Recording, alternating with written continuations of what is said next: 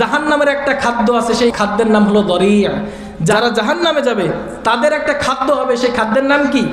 দরিয়া। লাইসা লাহুম তুআমুন ইল্লা মিন দরিয়া।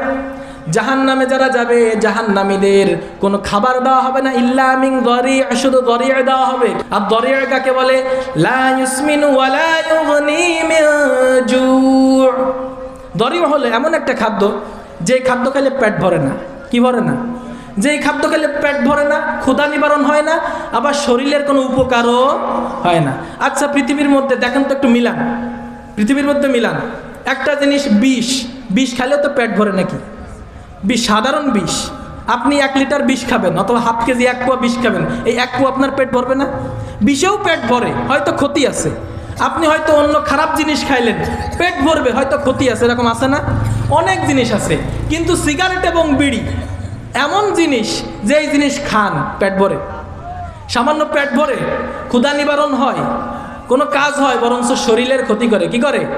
শরীরের ক্ষতি করে। এবার জাহান্নামের ওই খাদ্যের সাথে একটু মিলান তো। লাইসা লাহুম তুআমুন ইল্লা মিন দরিয়া। জাহান্নামের একটা খাদ্য হবে, সেই খাদ্যের নাম হলো দরিয়া। লা ইউসমিনু ওয়া লা ইউগনি মিন জু'।